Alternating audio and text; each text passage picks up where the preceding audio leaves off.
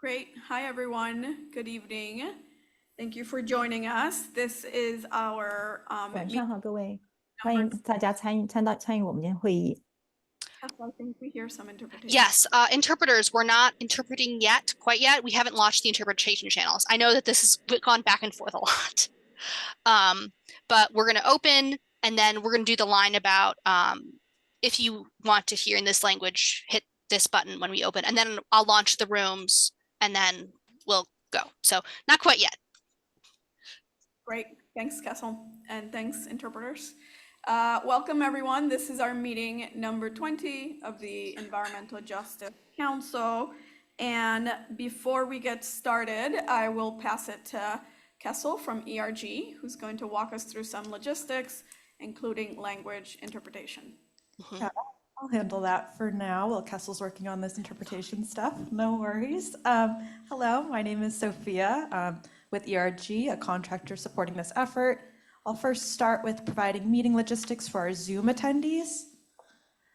This presentation is available with virtual interpreters in Spanish, Portuguese, Mandarin, Vietnamese, Haitian Creole, and American Sign Language, ASL. We also have access to interpretation in this room in Spanish. Zoom attendees should use the interpretation channel indicated by the globe icon in their control panel to select their preferred language. English speakers should select English so they can hear any translated comments. Closed captioning will be auto-generated. If you are a virtual attendee and would like to use telephone audio for this meeting, please click on the small arrow next to the microphone icon, select switch to phone audio, and follow the directions provided. Kessel, are we ready on that end for the interpreters to introduce themselves? I believe so. Jose, I think we're just going to have everyone say what they need to say in the main room, and then we'll launch the interpretation channels from there. So that's correct. Okay, just give me one moment. I'll have people start. Bella, please, for Portuguese.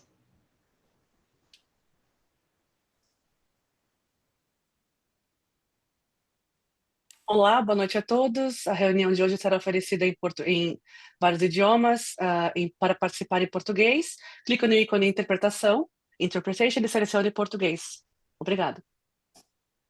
Okay. Cape Verdeans, Anilda.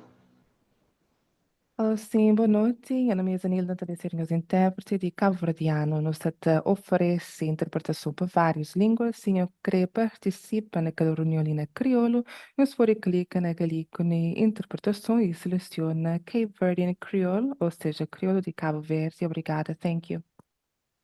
Haitian, Kelly. Bonjour tout le monde, bonsoir et réunion après-midi avec plusieurs langues. Pour capable d'aider la langue par qui c'est créole haïtien, ou cliquer dans l'icône qui en bas ou bien dans trois petits points, ou choisir interprétation et puis sélectionner langue par là qui c'est créole haïtien pour capable d'aider en créole haïtien. Passez une bonne journée tout le monde, merci, bye bye. Vietnamese on.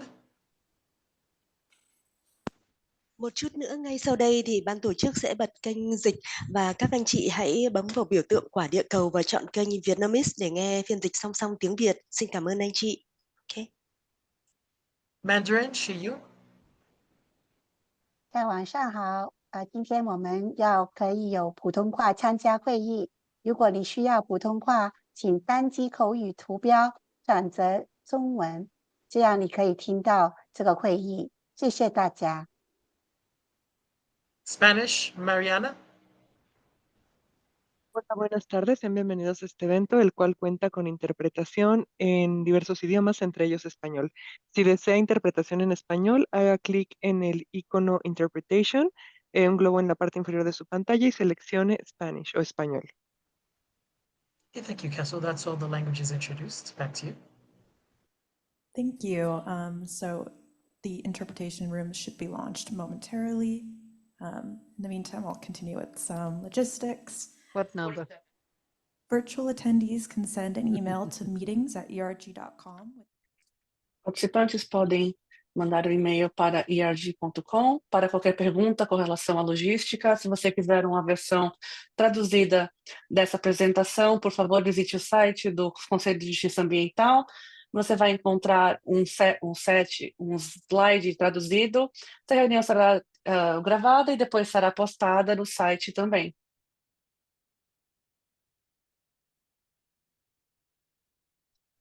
Participantes virtuais podem enviar perguntas e respostas, aliás, perguntas, perdão, no chat, no box de perguntas e respostas, Q&A.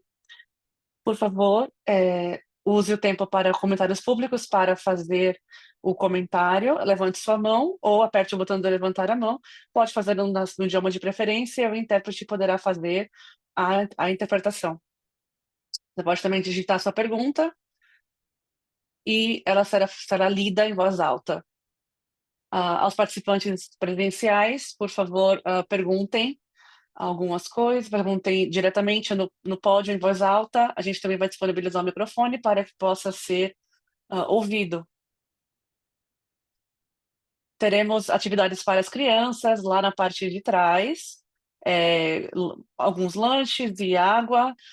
Pedimos também que todos os palestrantes, todos os participantes falem devagar para interpretação simultânea e minimizem, por gentileza, o uso de acrônimos. Usem o chat para os participantes do conselho, os membros do conselho, por favor, usem o chat somente para comunicação especial ligada à logística, de acordo com a lei de reunião aberta. Agora eu vou passar a palavra para Maria Bellenpower, que vai fazer a chamada e iniciar a apresentação. Obrigada, quero agradecer ao pessoal do Berkshire Innovation Center, membros do conselho, por virem aqui virtualmente, nosso parceiro ERG, que está ajudando a gente com toda a logística e garantindo que nossas reuniões sejam sempre acessíveis, isso inclui o idioma também, e para que todos possam participar, independente do idioma e do seu domínio do idioma, né, do inglês.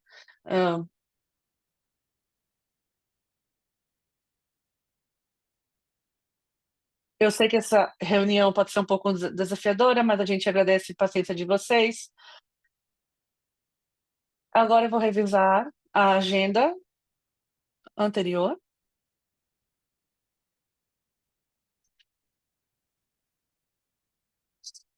Vamos revisar a agenda e depois vamos aceitar comentários públicos no começo.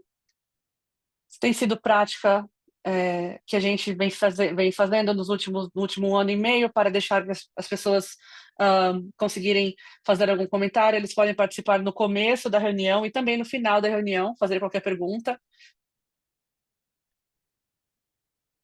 E a gente vai ouvir sobre análise de impacto cumulativo e o plano de benefício comunitário.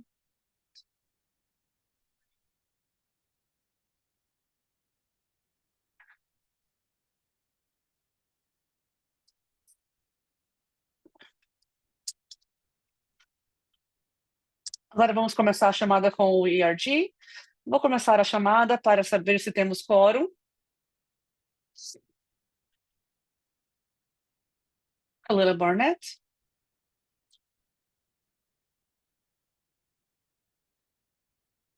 Madeline Fraser Cook está presente. Sem resposta. Melissa Harding Ferretti, presente. Sarah Holly está presente. Caroline Hahn está presente. Lydia Lau está presente. Marcos Luna sem resposta. Peter Maffei, presente. Sophia Owen, sem resposta. Presente, perdão. Jan Solonetti, presente. Arizona, sem resposta. E Miles Gresham, presente.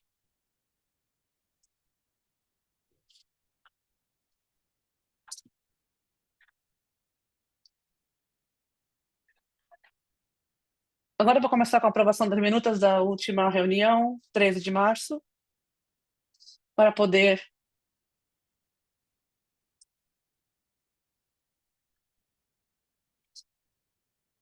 eu vou para aprovar a moção. Alguém apoia? Patricia Spence apoia. Tem alguma discussão que possa ser feita sobre a reunião? Sobre a minuta, perdão. Então, eu volto para a Sofia para nos ajudar com a chamada da minuta. Vou voltar para essa lista. Khalila Burnett, aprovado. Madeline Fraser Cook, aprovado. Melissa Harding Ferretti, aprovado. Cheryl Holly, aprovado. Caroline Hunt, aprovado. Leah Lowe, aprovado.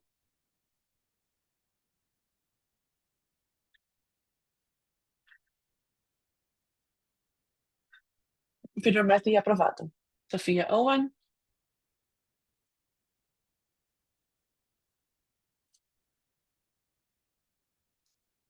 Jensen Neri, aprovado. Patricia Spence, aprovado.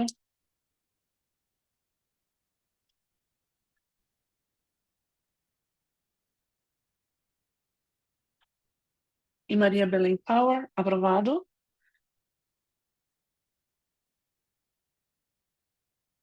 Então, com 12 sim, a moção foi aprovada e a minuta foi aprovada. Agora vamos para a primeira parte.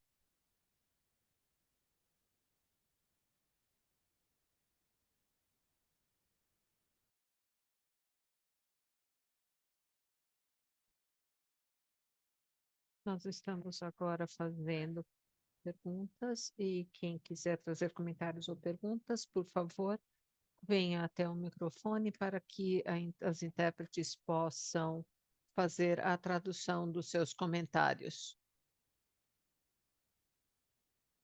As intérpretes vão traduzir o que vocês estão dizendo, se for uma língua estrangeira, para a sala do áudio principal. Se vocês tiverem comentários por escritos, nós podemos ler em voz alta. Pedimos, por favor, que todos os palestrantes falem devagar e segurem seus comentários a menos de 2 minutos para que a interpretação possa ser feita em todas as línguas normalmente.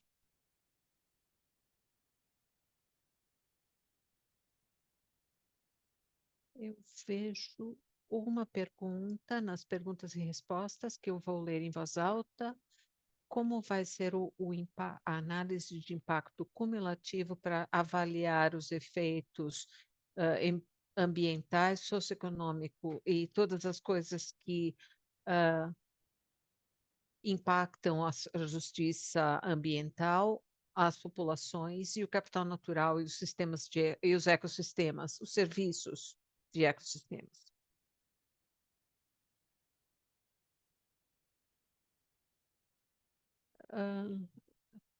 Se alguém quiser levantar a mão, eu estou colocando à disposição o botão para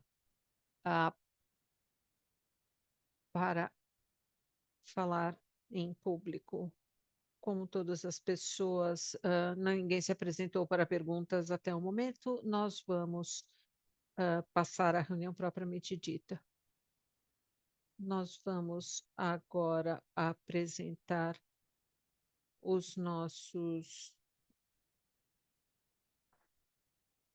Nós temos os nossos colegas do Departamento de Utilidades e nós vamos apresentar todos os secretários de energia e todos nós vamos estar cobrindo porções diversas do nosso projeto de benefício da comunidade. Nós vamos então começar com o secretário Judge, que vai falar sobre a lei ambiental.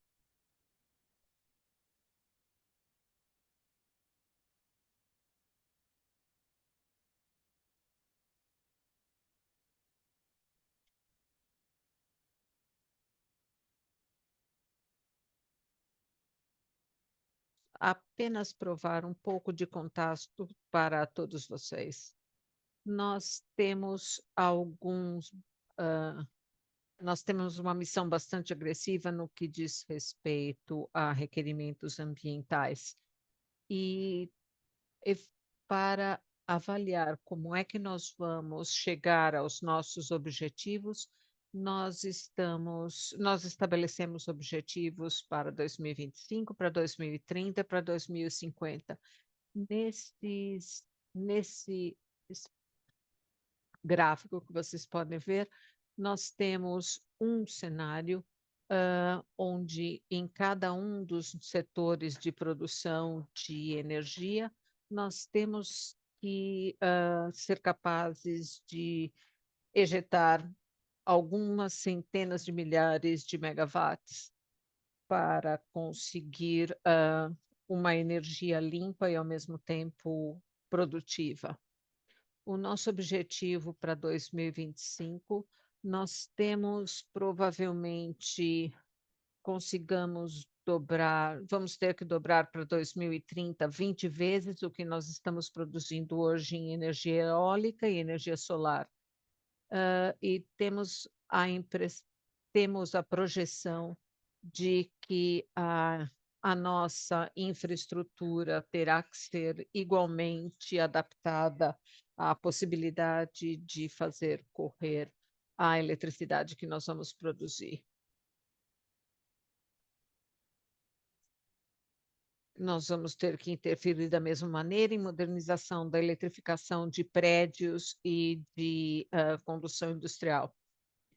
Existe uma pressão muito grande sobre nós para que nós atualizemos toda a infraestrutura tão rápido quanto os outros objetivos.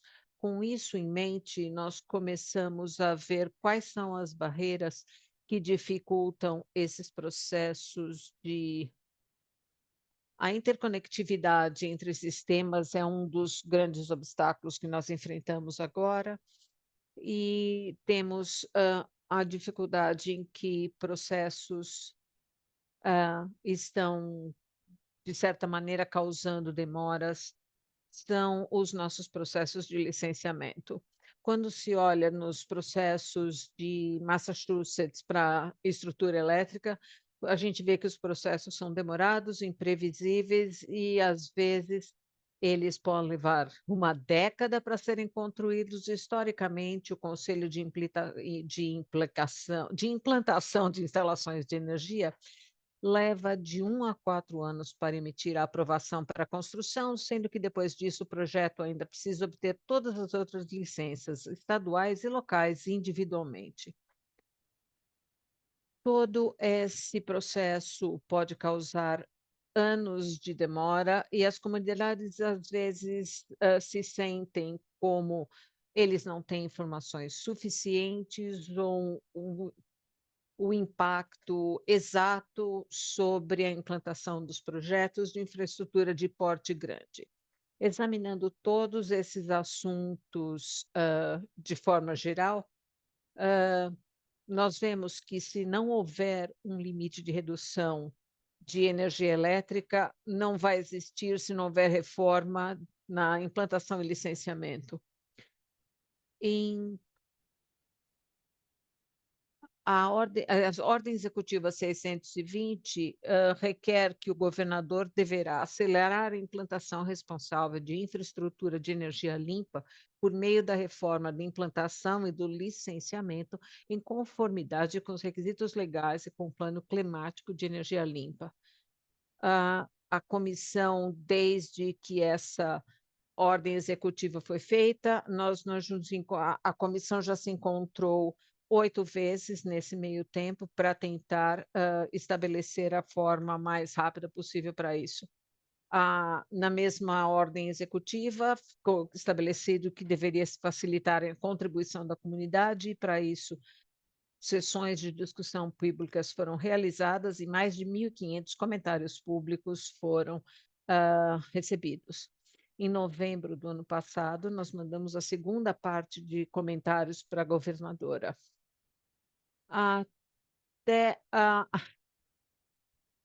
Se fôssemos ser realistas, nós poderíamos falar o dia inteiro sobre os problemas relativos sobre o licenciamento. O primeiro, o que estamos procurando é que se todas as licenças sejam, todas as licenças existentes que são mais de 24.000 megawatts sejam feitos de uma forma unificada. A outra possibilidade é de que processos ainda maiores forem unificados em um único tipo de licenciamento para se fazer com que as permissões saíssem mais rapidamente. O que se presume é que todas as aplicações sejam submetidas de forma cumulativa e uma só análise sirva a todas as permissões e que entre a decisão da permissão não passe de 15 meses contados do tempo da aplicação. E desse ponto, uma vez concluído que todos os estudos locais e comunitários forem terminados, isso significa que todas as pessoas que, de certa maneira, estiverem conectadas, todos os órgãos que estiverem conectados àquele projeto, trabalhem automaticamente em conjunto e que todas as pessoas afetadas por isso, imediatamente, ao invés de terem que entrar com uma permissão diversa, apenas corroborem o que já está sendo aplicado.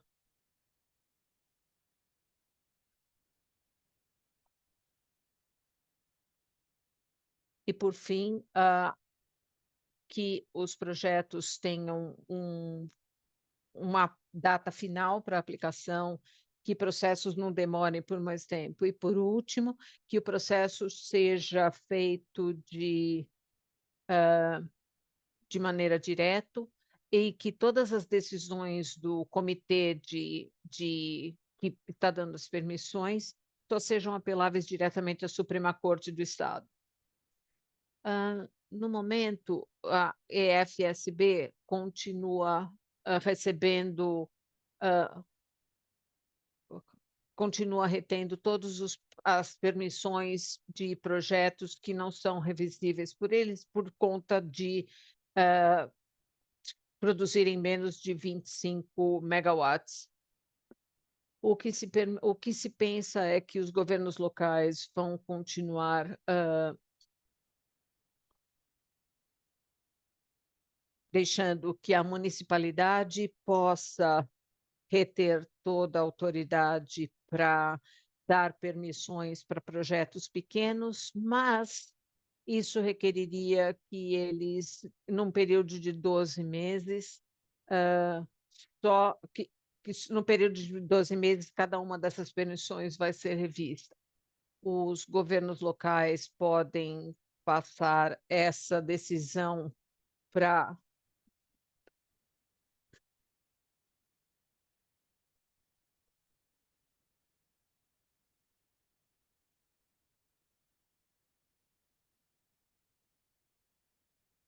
e todas as contribuições devem ser feitas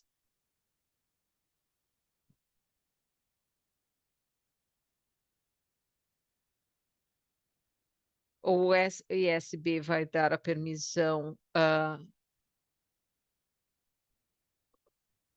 afirmando a permissão local e o DOR é responsável pela criação de uma licença municipal padrão e um conjunto uniforme de padrões básicos de saúde, segurança e meio ambiente que vão ser usados por todos os tomadores, todas as pessoas com poder de decisão locais, ao autorizar qualquer tipo de infraestrutura de energia limpa.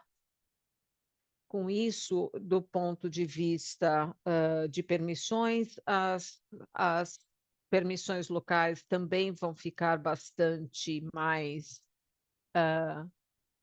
ligeiras. E esses pequenos produtos vão fazer parte de um conjunto maior.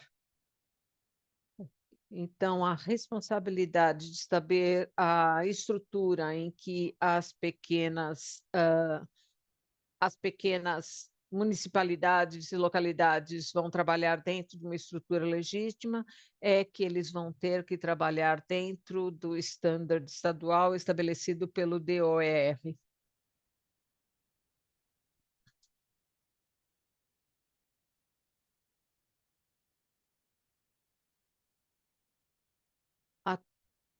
No que diz respeito ao engajamento comunitário ser mais significativo, nós vamos estabelecer formalmente o Departamento de Justiça Ambiental e Equidade por estatuto, com mandado específico para desenvolver orientações sobre acordos de benefícios comunitários e análise de impacto.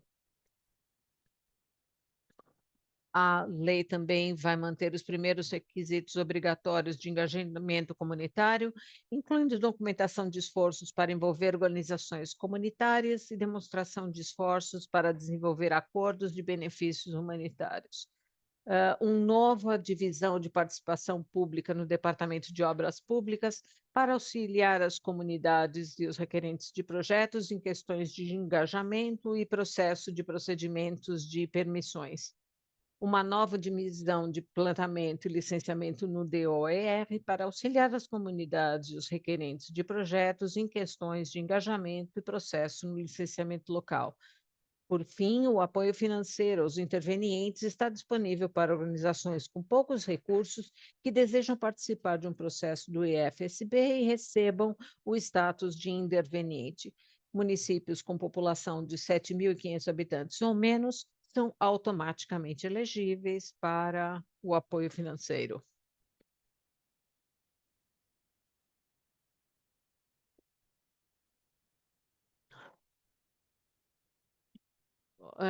Isso significa que se uma grande transmissão de energia vai passar por cima ou no meio de uma pequena comunidade, automaticamente essa comunidade de 7.500 pessoas ou menos recebe suporte financeiro para participar integralmente do processo de colocação do que quer que seja em cima de sua municipalidade. A Agência de Ambiente e Energia vai ter que estabelecer uma metodologia de adequação do local e orientações para fundamentar os processos de licenciamento estaduais e locais sobre a adequação dos locais para o desenvolvimento de energia limpa e ajudar os empreendedores a evitar, minimizar e mitigar os impactos ambientais.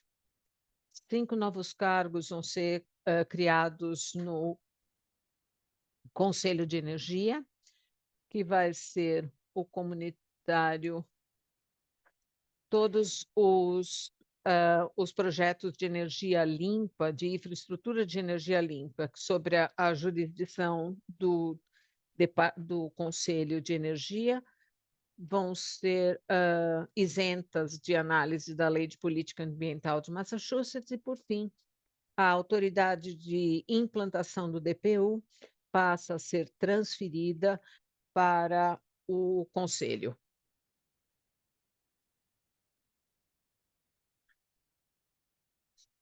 Só para melhor estabelecer quais são os papéis, as funções e as responsabilidades.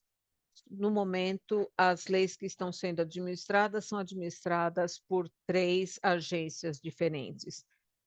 A Agência de Educação de Ambiente e Energia, DPU, DOER, que é responsável pelas regras de implantação e licenciamentos para municípios, e o DPU, que é responsável pelas regras de financiamento e intervenientes. 3 agências aqui que estão envolvidas nesse processo da mesma forma, continuam funcionando em harmonia umas com as outras e sempre se comunicando. Outras agências estaduais que desempenham funções significativas de licenciamento de energia também foram consultadas quando as novas propostas foram estabelecidas. finalmente, quais são os nossos próximos passos?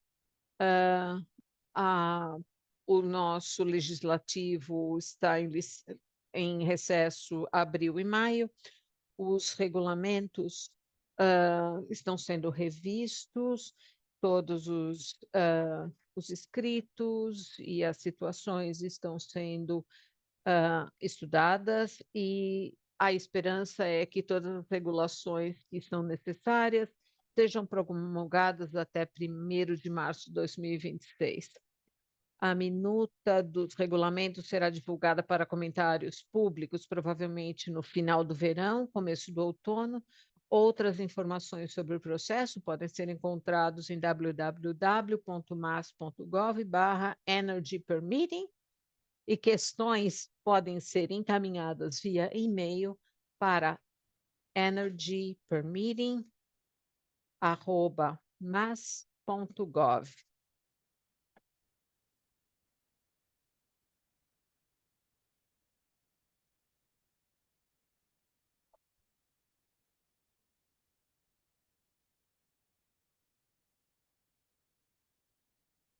Um monte de trabalho para ser feito, estamos esperando que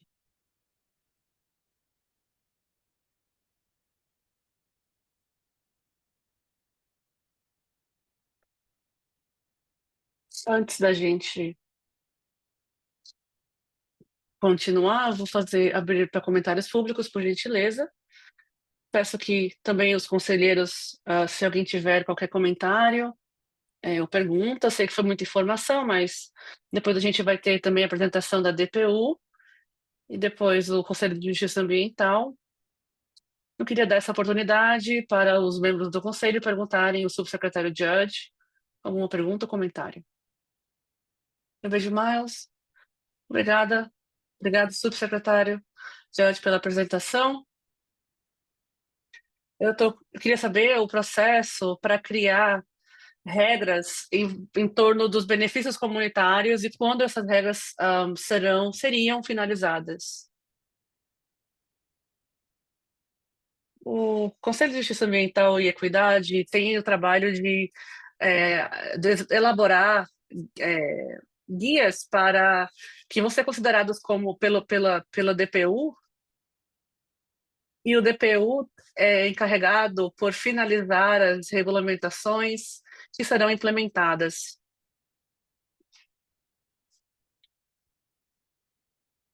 Eu queria também deixar claro que a gente não finalizou nenhuma regra, né? E quando você pergunta sobre benefício comunitário, queria dizer que isso não é necessariamente um requisito para que um projeto tenha uma licença, uma permissão. Mas ter um acordo de benefícios comunitários é de grande ajuda para acelerar o seu projeto no processo de obter uma licença. Então, é bem favorável. A gente vai ajudar a resolver qualquer questão contenciosa no que diz respeito ao processo de licenciamento. E a gente vai tentar ajudar as pessoas a entenderem como estruturar o plano de benefício comunitário,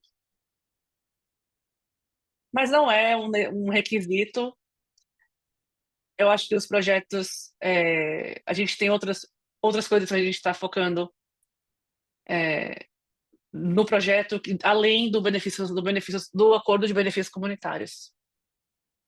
Eu acho que eu vi aqui que a Sofia quer fazer uma pergunta? Sim. Obrigada, subsecretário. Judge.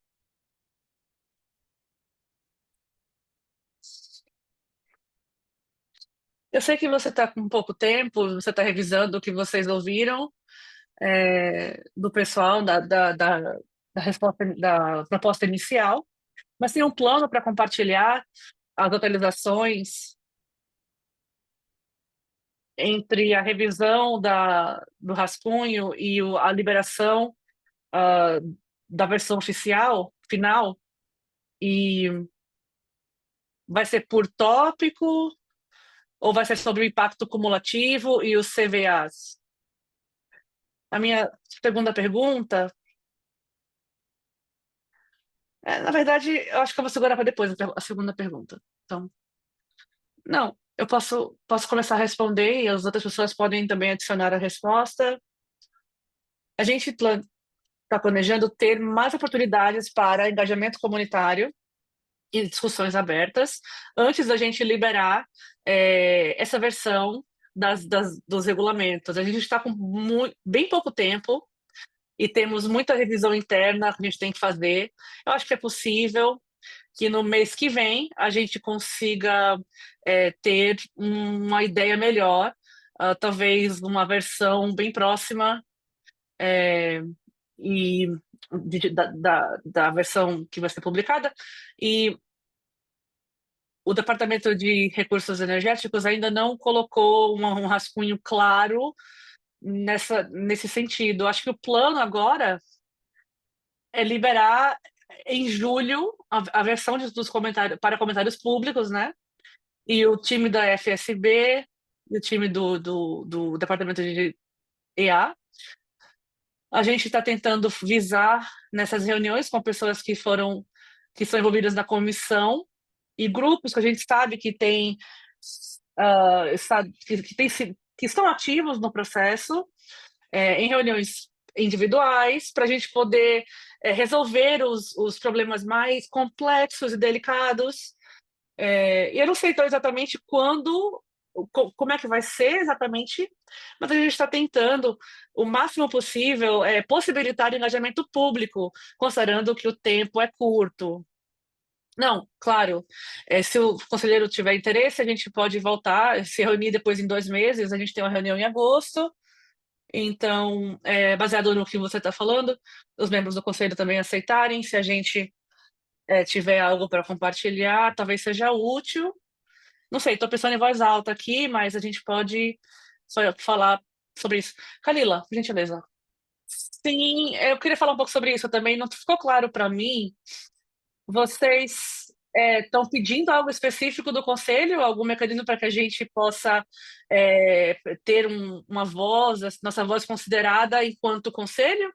Porque senão o que a gente está fazendo aqui com essa informação que vocês nos deram? Não, eu acho que essa foi a primeira parte da apresentação, tá? E a DPU vai falar, o DPU vai falar sobre a parte deles, a gente vai falar sobre nossa parte também. Qualquer feedback que vocês tiverem será útil. E se vocês quiserem, a gente pode disponibilizar essas informações, vocês podem ler, estudar, pensar, e a gente pode marcar outra reunião, ou receber feedback por escrito, ou fazer reuniões individuais para que a gente possa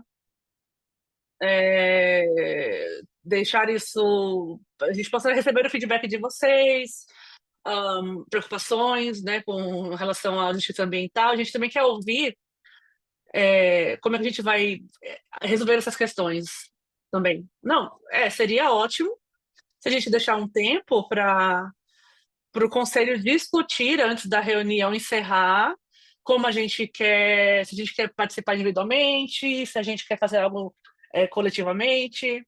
Sim, sim, é uma boa ideia. Então vamos passar para o comissário Ruben e o time dele, porque vai falar sobre o DPU e FSB, que é o Conselho de Implementação de Energia. Oi, eu sou a Stacey Ruben, eu sou uma das 3 comissárias do Departamento de Utilidades Públicas e membro do Conselho de Zoneamento Energético. Muito obrigada pela oportunidade de estar aqui com vocês, com o Conselho de Justiça Ambiental, compartilhando com vocês hoje à noite. A gente tem a obrigação de até 2024, pela lei de 2024, para mudar o conselho, né? Então eu quero trazer algo interessante que talvez vocês possam observar. O conselho vai ter que ser criado até 1º de março de 2026, com representantes com expertise em soberanidade indígena e justiça ambiental e também com experiência municipal, também um membro com experiência em saúde pública. A Lei Climática de 2024 pede que os membros do Conselho tragam uma variedade de fatores com relação ao conhecimento de armazenamento de bateria. O FSB vai enviar as licenças de consolidação para energia limpa, infraestrutura e para o município. A lei pede que o FSB e os municípios tomem uma decisão até uma data específica, que é um pouco diferente dependendo do projeto. E se esse prazo não for cumprido, o projeto vai ser considerado aprovado. Isso é chamado de constructive approval, aprovação construtiva. O FSB tem a intenção de respeitar todos os prazos. A gente está desenvolvendo um plano para a aprovação construtiva. A lei também pede um projeto,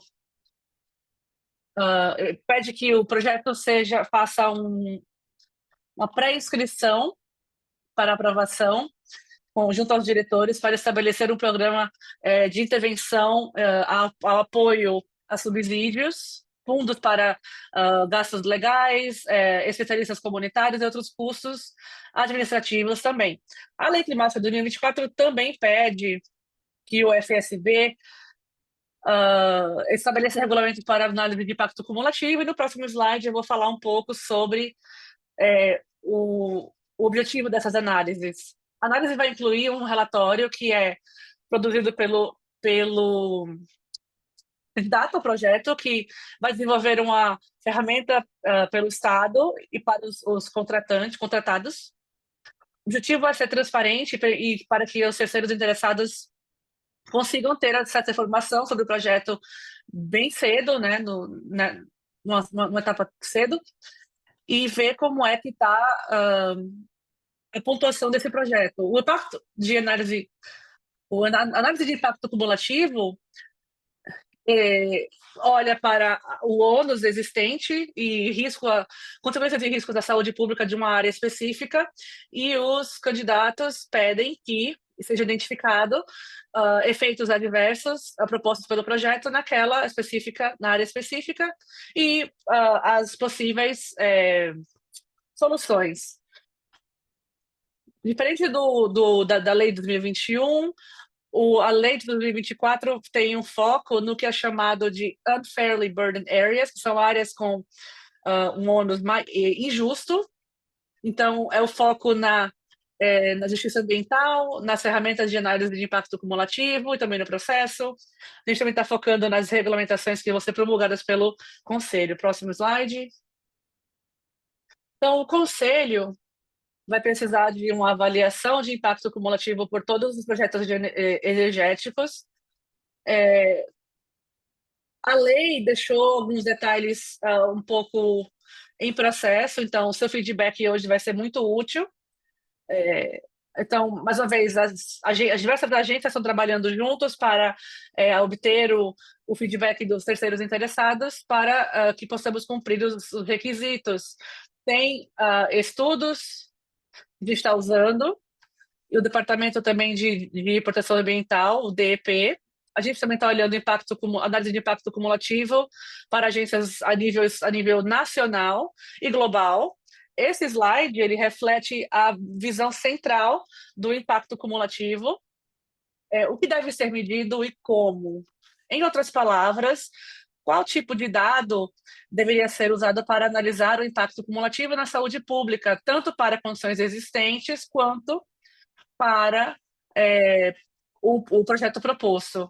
O foco vai focar em 4 indicadores: características da população, pessoas que são mais suscetíveis a danos pela poluição. O 2 é o ambiente construído, são as fontes de poluição. 3 é a vulnerabilidade a impacto de mudanças climáticas na área do projeto. E 4 será o ambiente natural, o meio ambiente e potenciais elementos nocivos. Esse slide, você pode continuar? Porque ele tem... Tá. O mapeamento aliás, a próxima pergunta seria como incorporar esses dados na análise. Então, esse diagrama aqui é um conceito que a gente está considerando e tentando buscar a opinião das partes interessadas. Mas só para resumir um pouco, essa abordagem CIA criaria um novo mapa estadual para delimitar as áreas injustamente sobrecarregadas ou oneradas com a poluição ambiental. Isso vai ser reavaliada a definição de população de justiça ambiental. Depois a gente vai avaliar as proximidades, o ônus vai analisar quantitativamente o impacto da saúde pública das proximidades do projeto onde está sendo proposto, depois esperar que isso seja resolvido com o projeto. Depois, vamos propor soluções possíveis para os projetos, para os elementos do projeto que tragam riscos ambientais e de saúde. E, por último, teria o relatório com informações qualitativas e quantitativas. Tem muita coisa para fazer, a gente quer ouvir a sua opinião e como a gente pode melhorar. Próximo passo é incluir versões de regulamentação enquanto comitê para avaliar os resultados. Vai ter bastante oportunidade para comentários públicos e depois a gente vai pegar esse fluxograma, fazer uma análise de estudo da linha de transmissão para testar como o modelo vai interagir com o projeto na vida real e obter a licença e ser construído. Agora passo a palavra para a Vina Damorat, que trabalha no DPU, na divisão de Justiça Ambiental e Participação do Público. Olá, boa noite a todos. Vou trazer uma revisão geral dos requisitos para pedir a licença do projeto, do passo a passo para pedir a licença. Começando com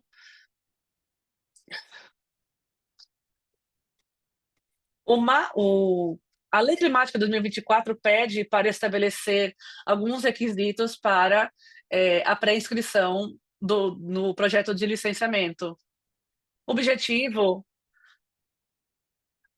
dessa pré-inscrição é explicitar o perfil dos requisitos e garantir consistência nas práticas de todos os projetos de maneira geral. Esse período de pré-inscrição vai permitir que as partes interessadas tenham a oportunidade de influenciar o design do projeto, o desenvolvimento do projeto também, e encorajar a participação pública. O Estatuto de Pré-Inscrição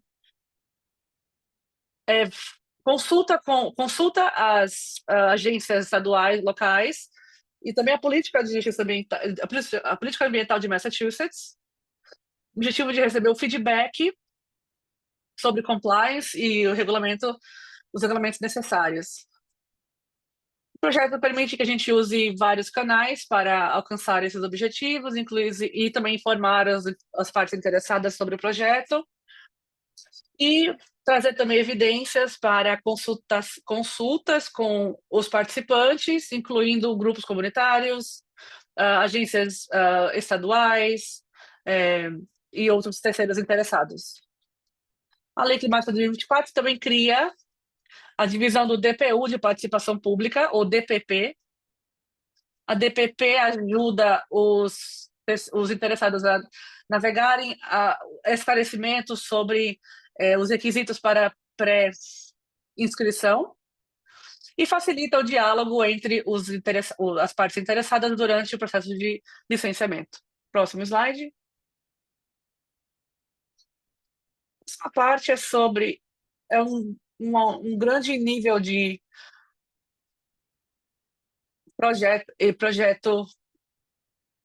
subsídio para projetos de intervenção para pessoas que não têm capacidade de participar nos procedimentos por causa de dificuldades financeiras ou não têm conhecimento do procedimento claro do procedimento. Vai permitir que os subsidiários tenham acesso a verbas para cobrir gastos com advogados, com especialistas, com os especialistas comunitários. A lei de 2024 também estabelece o mínimo de critérios para elegibilidade para os candidatos receberem fundos.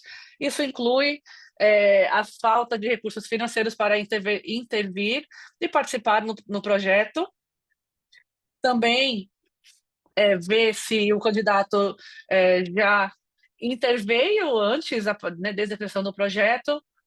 Isso não qualifica ou desqualifica. Esse critério é somente pelo estatuto e é um dos diversos fatores que pode ser levado em consideração. Os municípios com população com menos de 7.500 pessoas que querem pedir o subsídio para os procedimentos, seja para estabelecimentos de pequena ou larga escala, são isentos desse critério. Outros critérios de elegibilidade incluem como o candidato propõe contribuir substancialmente para o procedimento e se eles têm uma perspectiva única que não é representada adequadamente por outras partes do processo. Por último, o montante sobre a razoabilidade dos fundos vai ser também levado em consideração.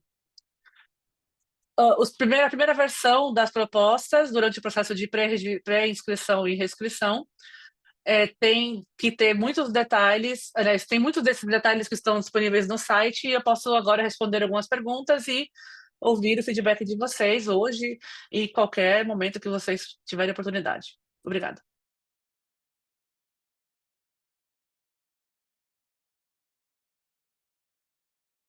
Eu tinha parado sobre o outro. E agora nós vamos continuar com a apresentação e depois nós abriremos para perguntas e respostas. Agora é o escritório de Justiça Ambiental e Equidade. Boa tarde. Nós falamos sobre alguns principais conceitos, o objetivo da orientação, como desenvolver uma análise de impacto cumulativo, CIA, princípios, recursos. O parte que do outro subsecretário falou foi sobre o escritório sobre o Departamento de Justiça Ambiental e Equidade.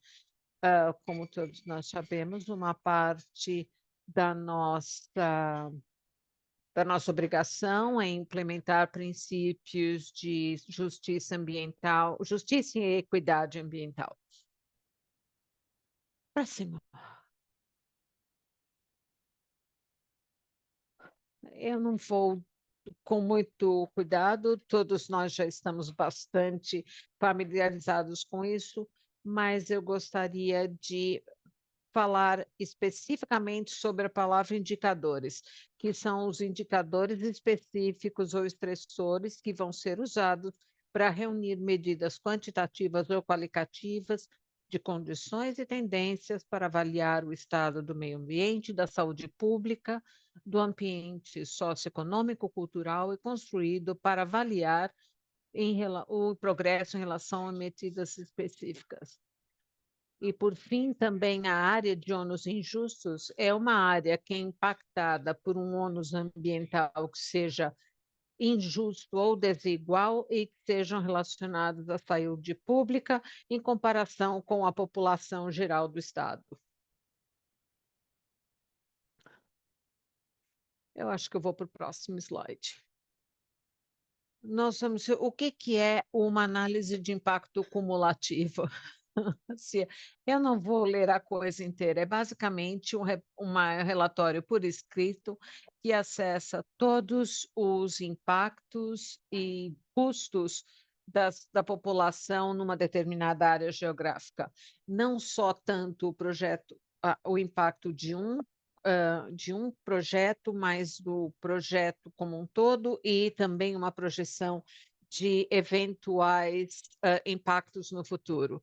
Basicamente, o impacto ambiental, o impacto na saúde pública, o quanto esse projeto poderia aumentar ou reduzir os impactos de mudança climática naquela área geográfica, e, por fim, quais seriam as potenciais ações remediais que poderiam ser pegas. O propósito é realmente estabelecer uma estrutura clara e consistência, um mapa para todos os que estiverem querendo fazer projetos de infraestrutura de energia em comunidades, como mostrar os benefícios e impactos positivos e negativos e futuros, e quais são as propostas para mitigar efeitos que não sejam desejáveis, ou insustentáveis ou não inclusivos. Como se desenvolve uma análise de efeitos cumulativos? É extremamente importante que se juntem todos os fatores sociais determinantes da saúde e desigualdades históricas das comunidades. É importante se estabelecer todos os indicadores, que são os estressadores diversos. É extremamente importante estabelecer uma metodologia clara para identificar e abordar os impactos cumulativos.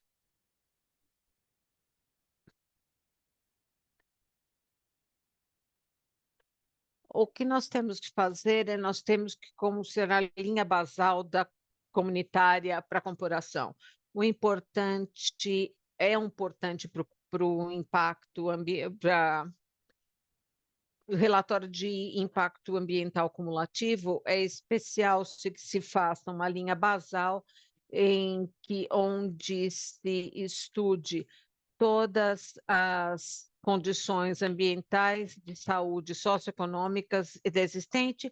Então, nós iríamos usar uma ferramenta de triagem semelhante à Cal Every Screen da Califórnia, que é um recurso padronizado para identificar as condições basais, identificar as comunidades desfavorecidas e apoiar uma avaliação consistente entre projetos e regiões geográficas. A linha de base significa que uma estrutura socioeconômica já fica estabelecida e que vai servir para fazer os projetos no futuro. Entre indicadores, nós colocamos 4. A infraestrutura já existente, os impactos de mudança climática, o ambiente natural e as características daquela população.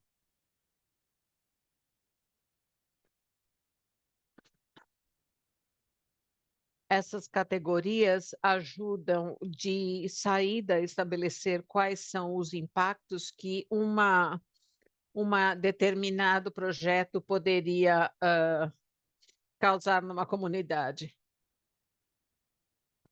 Isso são apenas exemplos de potentes indicadores. Para o que já está de ambiente construído, seriam estações de tratamento de águas e resíduos. Para mudanças climáticas, seria fatores que estão mais ou mais próximos do mar, que tenham uma área que chove mais ou chove menos. Isso são apenas exemplos do que pode se escolher como indicador dentro da categoria de mudança climática. Indicadores em relação ao ambiente natural de cada uma e a população características. Nós vamos deixar aberto para vocês por alguns minutos. Não se esqueçam que todos esses slides vão estar disponíveis em todas as línguas que estão sendo feitas, estão tendo interpretação na noite de hoje. Digamos, o que significaria em pegar indicadores de saúde sobre o peso durante o nascimento ou crianças com asma.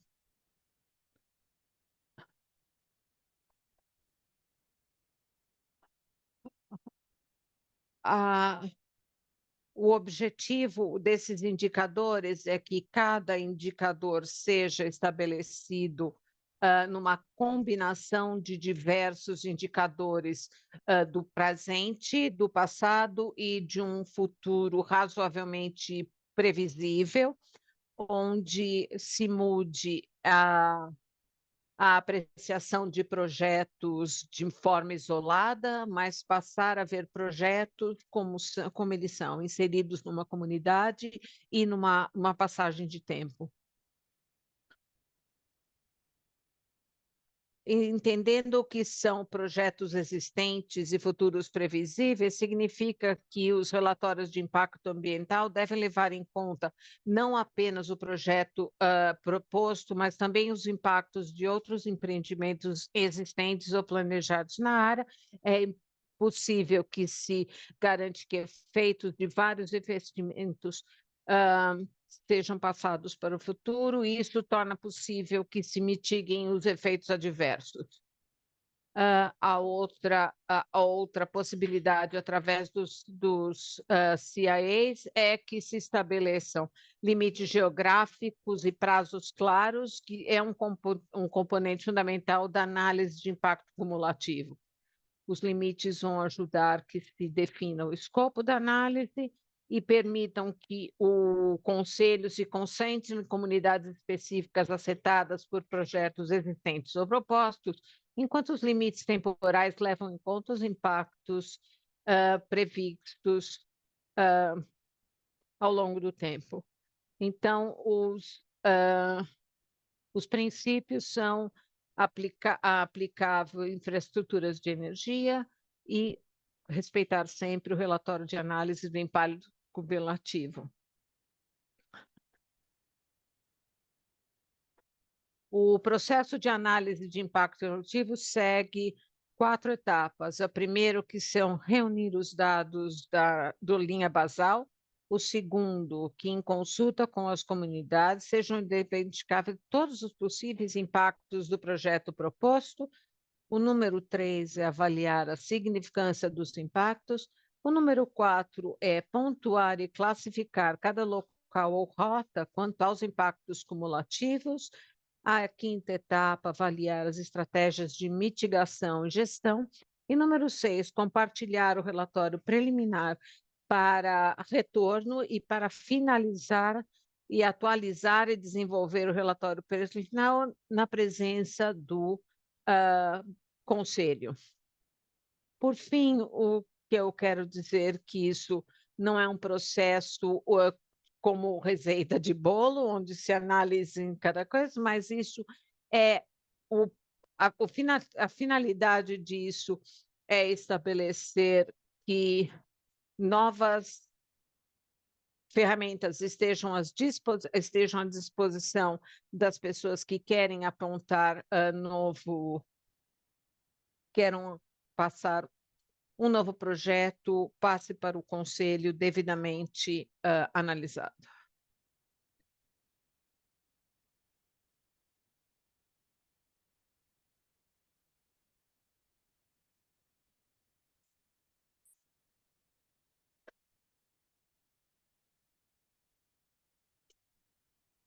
O que nós estamos falando agora é sobre os planos de benefícios comunitários, CBPs, e acordo de benefícios comunitários, CBAs. Um plano de benefício comunitário descreve os compromissos assumidos pelos desenvolvimentos de projetos para oferecer benefícios significativos e mensuráveis às comunidades, principalmente aquelas que são historicamente desfavorecidas, sobrecarregadas e carentes. Os benefícios comunitários são resultados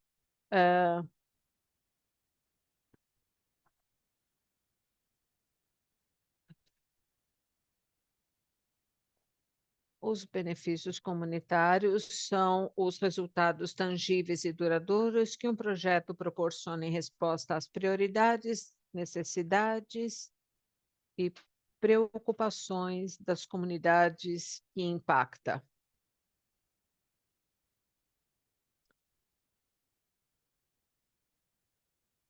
Nós estamos falando dos planos de benefícios comunitários e os acordos de benefícios comunitários. Um plano de benefícios comunitários é criado para... Ele não é legal, não é um contrato, e ele não estabelece direitos e limites para nenhuma das partes. Por outro lado, os acordos de benefícios comunitários são juridicamente vinculantes e são geralmente um resultado do CBP.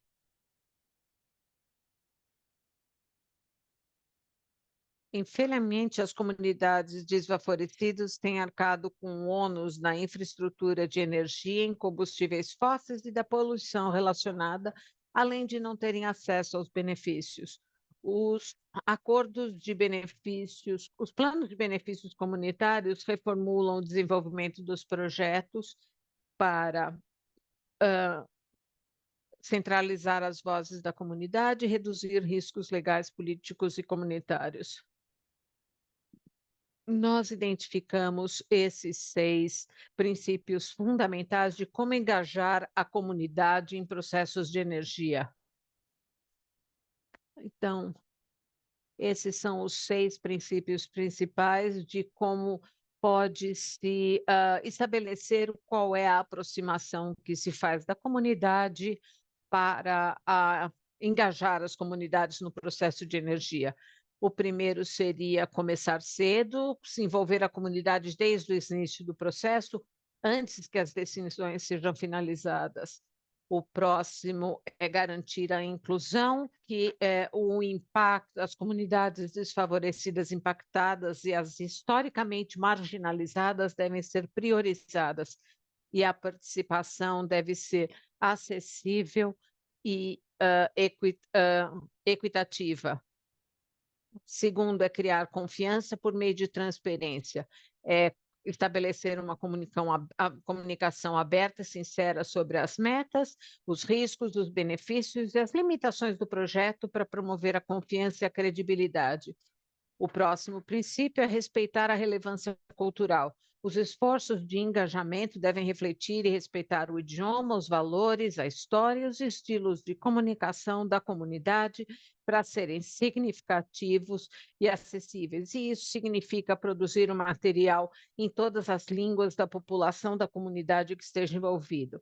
O próximo princípio é fazer que o engajamento seja contínuo, que o engajamento não seja uma mera opção, mas um diálogo contínuo, interativo e bidirecional durante todo o desenvolvimento.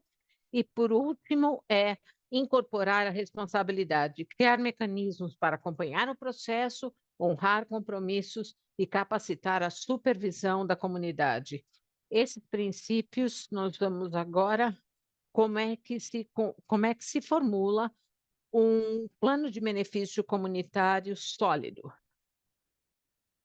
Como toda a comunidade é diferente e tem necessidades diferentes, essa estrutura garante uma abordagem consistente de transparência, inclusão e responsabilidade. Cada etapa deve ser flexível o suficiente para se adaptar ao contexto local e rigorosa o suficiente para garantir que o processo resulte em benefícios reais e mensuráveis para a comunidade.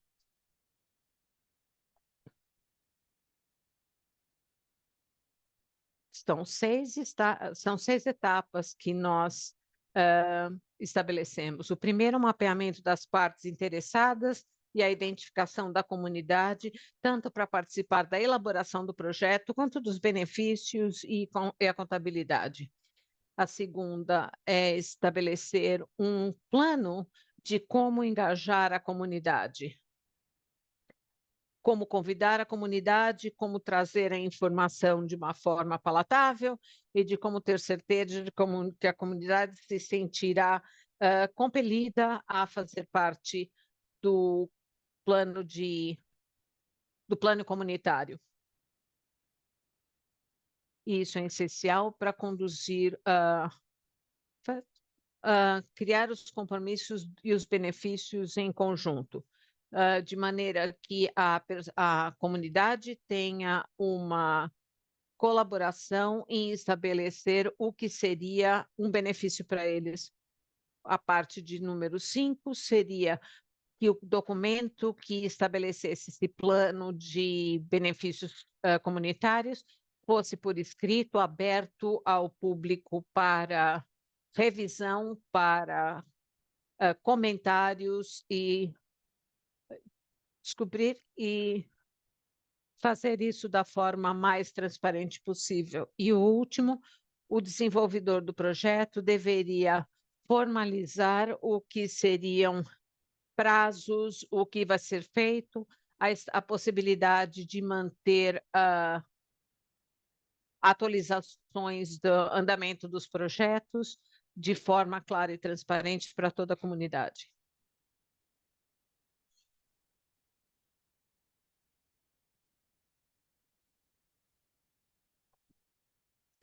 Um projeto comunitário de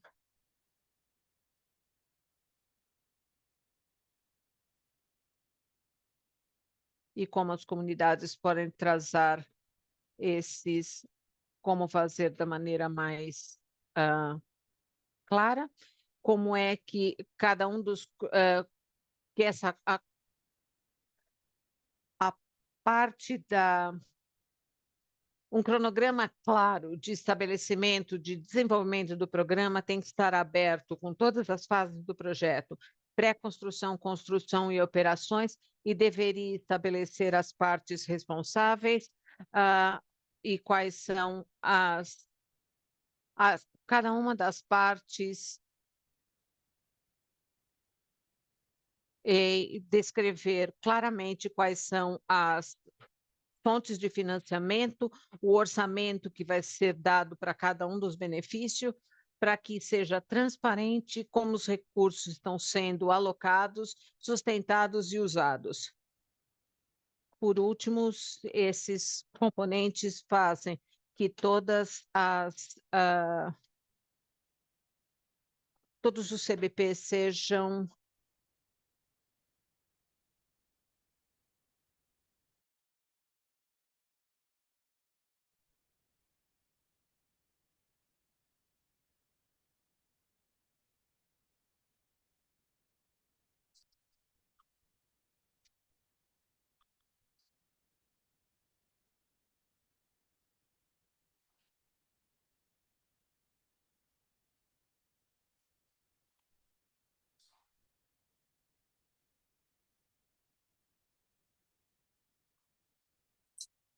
Agora, nesse slide, vocês vão ver exemplos de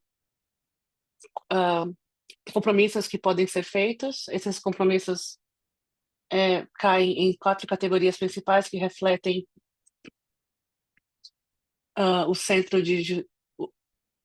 o resultado da justiça, o resultado da equidade, justiça ambiental e o desenvolvimento da força de trabalho. Então, são exemplos nas categorias que dizem respeito ao plano de contratação, com relação à participação da população em justiça ambiental e os projetos de monitoramento de justiça ambiental.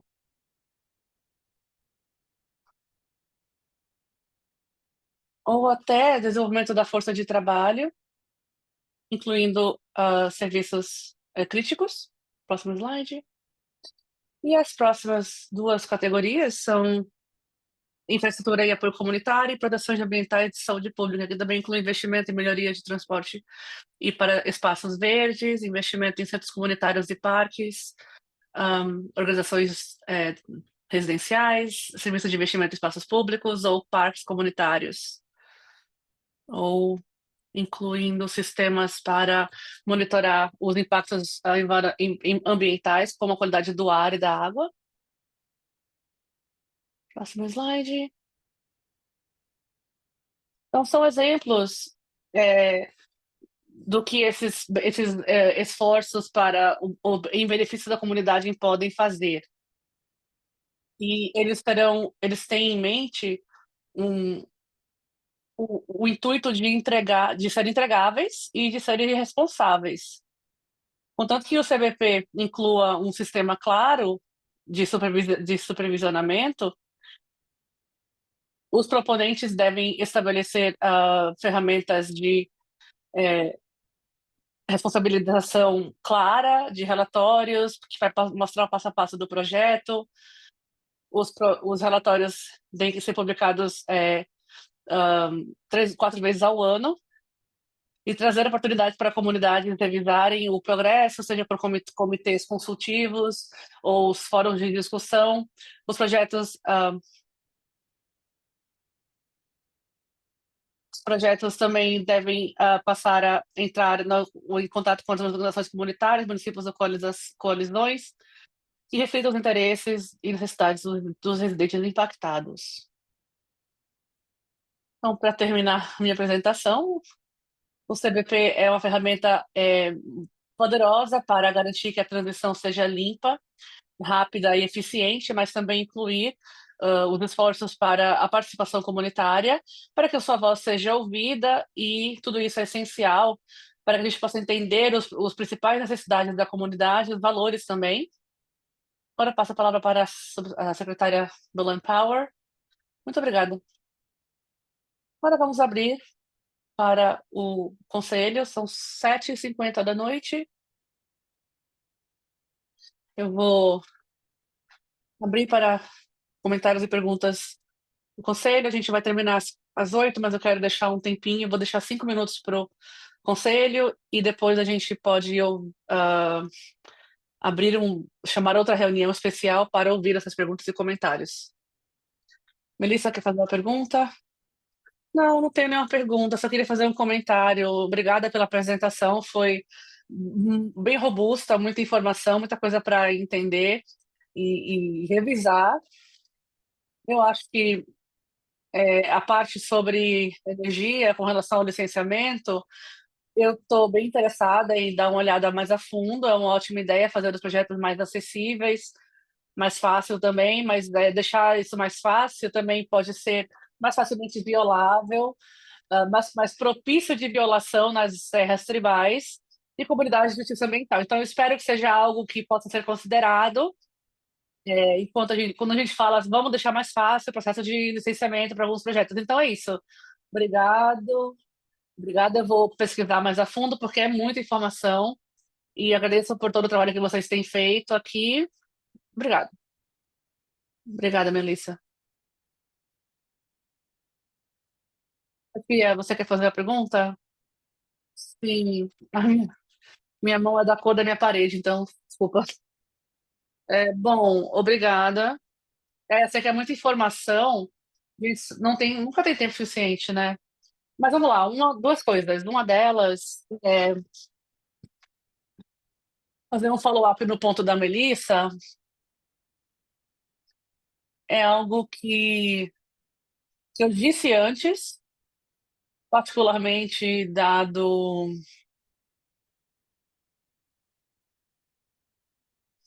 a forma específica, da forma específica que todos esses processos impactam as terras indígenas e tribais, nos governos e organizações, e vai ter impacto diferente nas terras indígenas, e não teve representante indígena, né? Na comissão do governador, do zoneamento do governador. Eu queria perguntar que as pessoas certas, né, dessa comunitária sejam representadas e ouvidas para falar dos problemas que são particulares daquela área, né, e problemas distintos específicos dessas regiões. E outra coisa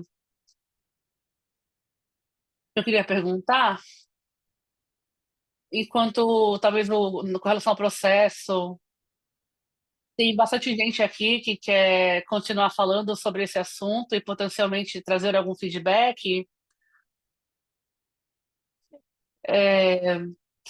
Se alguém for melhor nessa questão de processo do que eu, você pode me lembrar como é que a gente pode solicitar uma reunião especial, dado a questão dada a questão da lei de reunião aberta, né, dentro desses parâmetros Sim, a gente pode remarcar uma reunião especial.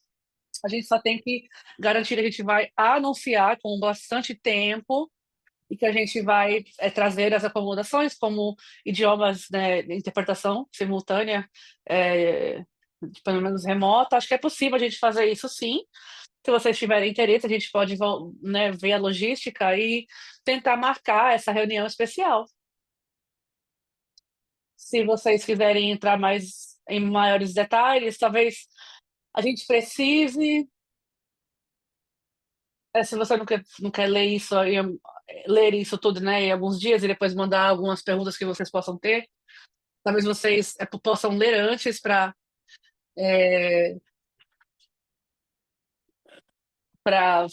já trazer de prontidão o que você tenha interesse. As pessoas têm interesse, têm diversas ideias, né, sobre como a gente pode tornar isso mais engajado.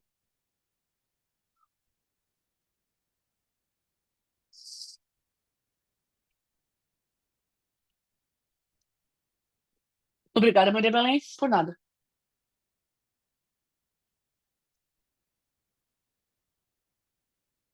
Queria anotar que está um pouco inaudível.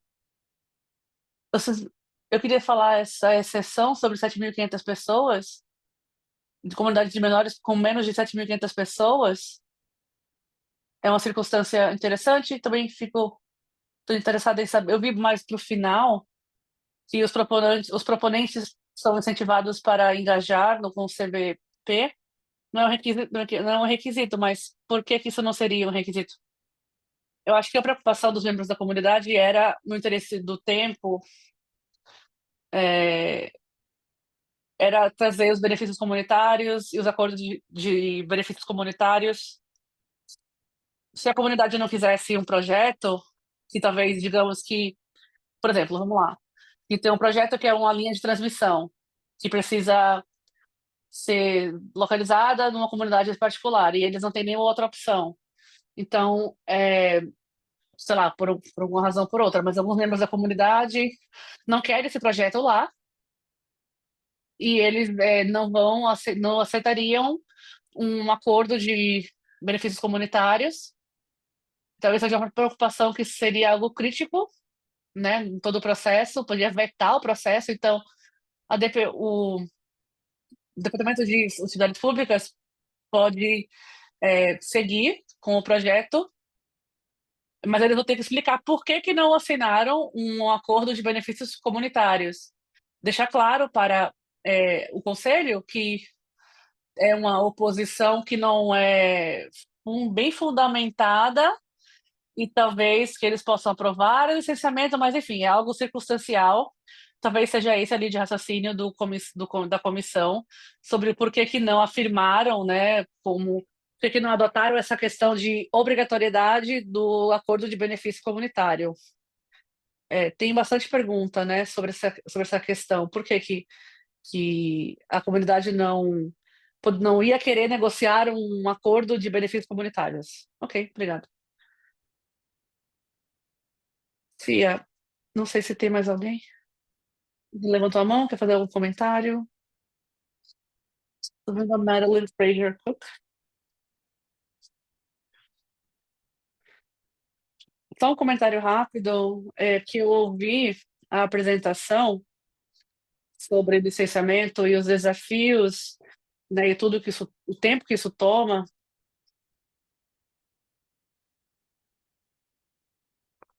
Bem como as soluções para o tempo de obtenção da licença, as objeções sobre o CBA. Tem muito que a gente tem que discutir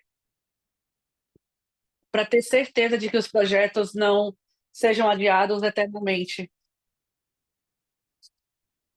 E que o CBA, que haja uma resolução. O CBA é uma ferramenta muito útil, se usada de maneira eficiente, mas também pode demorar um pouco e pode ser bem complexo quando você começa a entrar nessa seara de engajamento comunitário. Então, enfim, só um comentário que eu acredito que a gente tenha que conversar mais profundamente sobre esse assunto. sobre como prosseguir com cuidado para garantir que a gente esteja facilitando os projetos que atingem os nossos objetivos, mas que também garantam um engajamento significativo que estão usando o CBA enquanto ferramenta e os benefícios para as comunidades também. É mais um comentário que eu estou deixando aqui, mas algo que eu acho que a gente precisaria discutir, sim, mais a fundo. Obrigada, Madeline. Faz sentido. A razão de fazer também a reunião especial, talvez no mês que vem, seria isso aí também, discutir mais a fundo, entre agora e agosto, né, a próxima reunião marcada.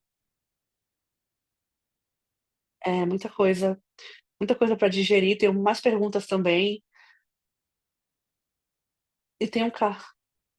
Se é possível que o conselho traga, né, possa ter acesso a esses slides e o conteúdo, seria muito informativo e útil. Sim, claro, a gente vai mandar os slides também.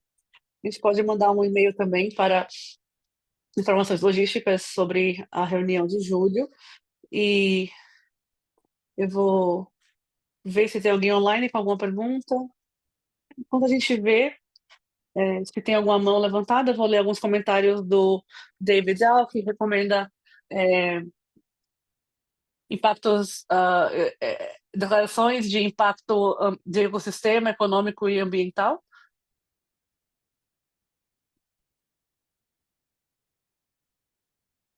Também uma análise de risco ecológico para o Quad Bay, desculpa, não pronunciei correto, mas que com relação a mudanças climáticas, nutrientes, destruição do solo, poluente, nitrogênio e fósforo, químicos tóxicos, contaminação de microplásticos,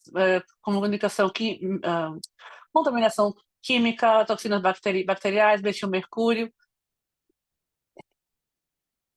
até que o Boston University aplique para o mundo real, os incidentes do Cape Cod, a comissão de Cape Cod,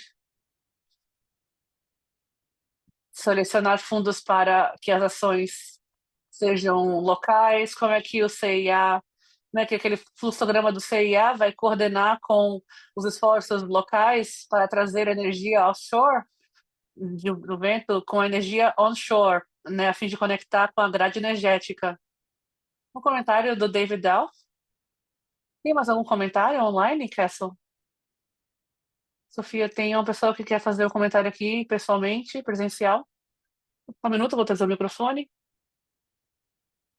Meu nome é Karen Pelter, eu sou de Berkshire Funding Focus e eu ajudo pessoas no condado de Berkshire a se tornarem mais conscientes com os subsídios federais e estaduais. Então é interessante ver esse Intervenor Grant, subsídio que vocês trouxeram.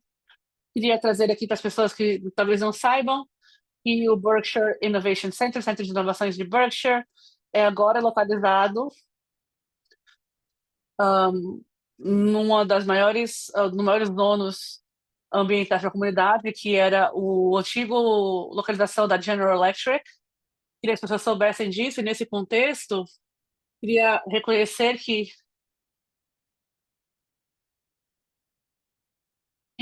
a comunidade, os impactos foram sentidos pela comunidade devido à presença desse estabelecimento e o impacto até hoje. Então, enquanto você não vê a maioria dos construções que estão aqui nesse campus, deve ter alguma maneira de nos certificarmos de que a gente está registrando que essa comunidade se sente bem onerada por isso. E outros ônus também que devem ser considerados, o impacto da renovação urbana, que afeta muitas comunidades em Massachusetts, e particularmente afeta a região de Pittsfield e North Adams, em particular, e no bairro de West Side de Pittsfield tem a menor expectativa de vida de qualquer pessoa no condado, e a gente está totalmente isolado da cidade por causa de projetos de renovação urbana. Então, em termos de ônus, tem isso aí.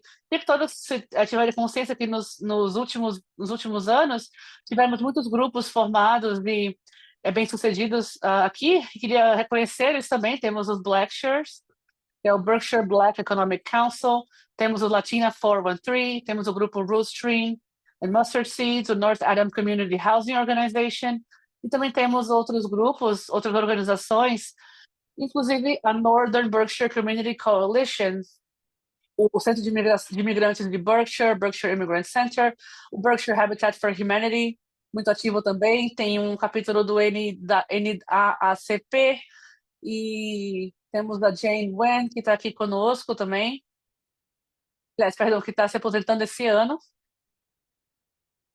e está deixando um legado incrível para o condado de Berkshire. Quero agradecer a todos por ter essa reunião aqui hoje.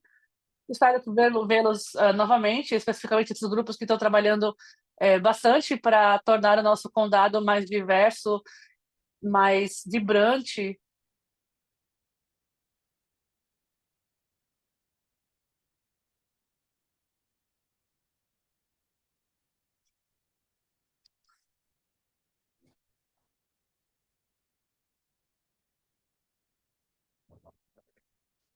Eu queria também trazer. Quando vocês falam das comunidades, não olhem o CEP. A expectativa de vida em Springfield é discrepante, são 12 anos e meio entre o último censo, né? Tem a menor expectativa de vida.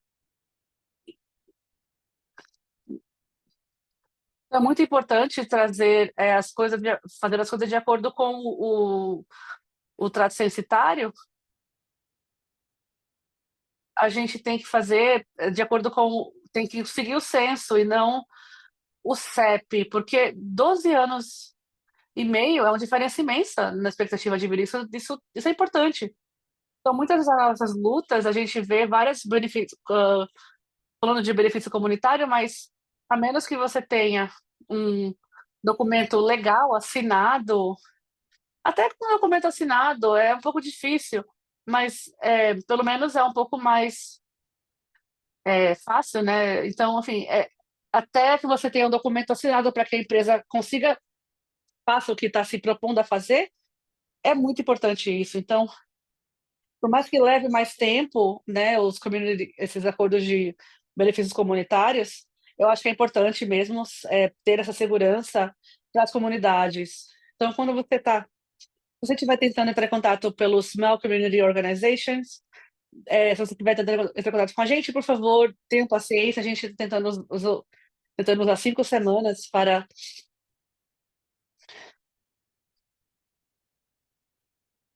Não é tempo suficiente para que a gente possa continuar respondendo. Então, obrigado a todos de Berkshire também aqui. Obrigada pelos comentários. Não, agora nós vamos mover para terminar o encontro. Eu conseguiria um voto para encerrar por hoje? Eu consigo uma segunda moção para adiar a conselheiro Ferretti segundo. Alguma discussão? Sofia gostaria de chamar a presença?